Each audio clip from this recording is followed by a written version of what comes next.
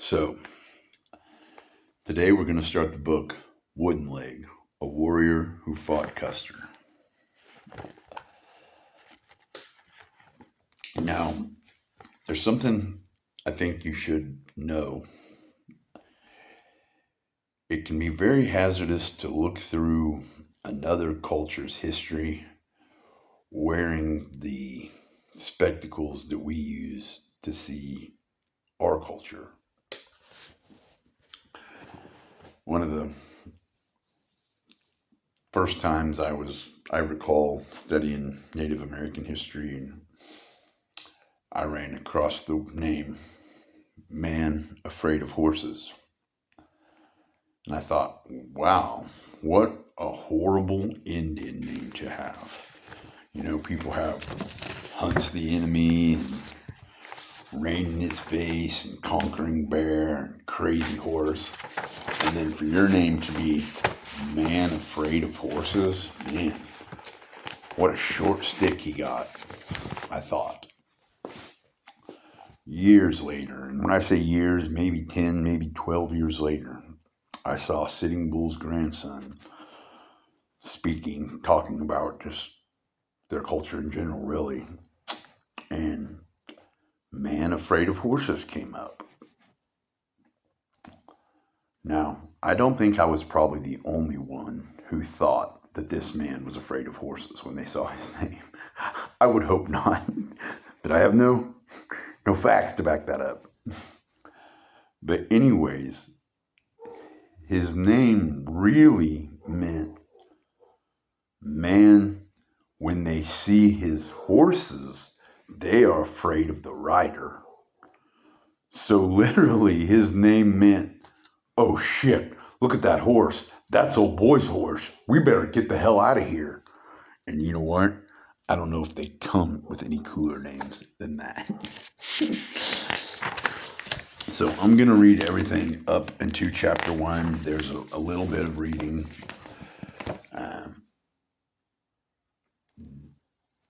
This is the kind of book I read for enjoyment. I always read to obtain knowledge and wisdom. But then again, there's some things like Romans, Native Americans, pirates. I enjoy reading. I enjoy the movies that play in my head when this information is going through them. So here is, the book starts out with a quote from General Custer. It says, from page 13 of General Custer's book, My Life on the Plains, published in 1876, a few months before his death.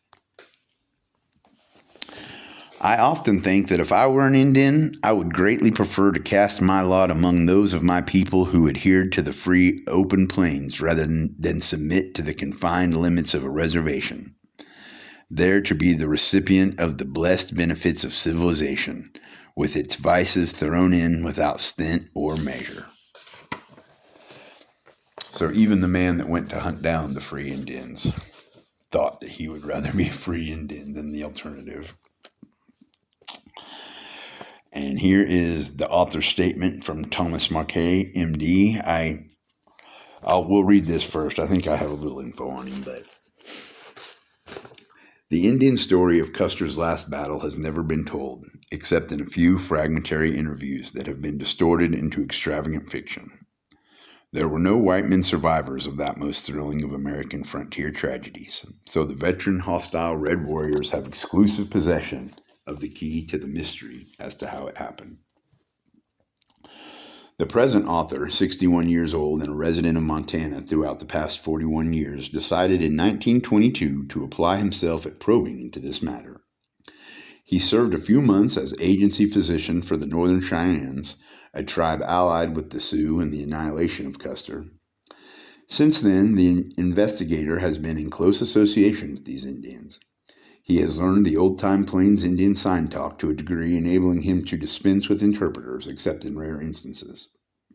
He has held out continual invitation for Custer battle veteran warriors to visit his home, partake of his food, and smoke his tobacco. After a long siege, they begin to come. Later, they begin to talk, but only little. Still later, after they had found out that this ingratiating white man was not scheming to entrap them into fatal admissions, they told the whole story. Not only did they answer all questions, but they added spontaneous information concerning every detail of the battle and of the entire hostile Indian movements during the eventful summer of 1876. 1,600 of these Montana Cheyennes were with the Sioux horde in the battle camps beside the Little Bighorn River. All of the Sioux were settled soon afterwards in the Dakotas, and they stayed there. The Cheyenne were located on a reservation in the heart of the region where had been the conflict. During the subsequent more than 50 years, they have viewed over and over the central historic spots. Thus, they have kept their memories fresh or have kept each other prompted into true recollections. This advantageous condition has rendered them the best of first-hand authorities. Up to late 1930, 17 Cheyenne who were adult warriors at the Custer Battle were yet alive. Wooden Leg became the author's favorite narrator.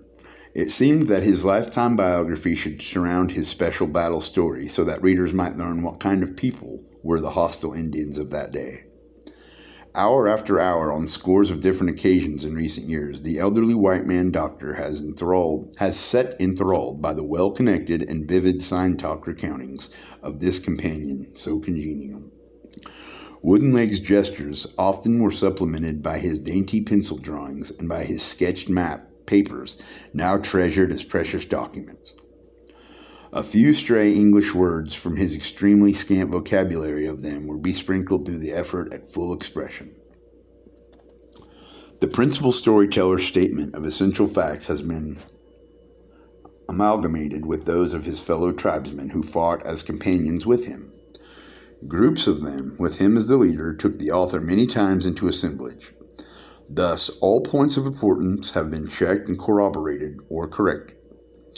The helpers have been Limpy, Pine, Bobtail Horse, Sun Bear, Black Horse, Two Feathers, Wolf Chief, Little Sun, Blackbird, Big Beaver, White Moon, White Wolf, Big Crow, Medicine Bull, the younger Little Wolf, and other old men, as well as some old women and a few Sioux, all of whom were with the hostile Indians when Custer came.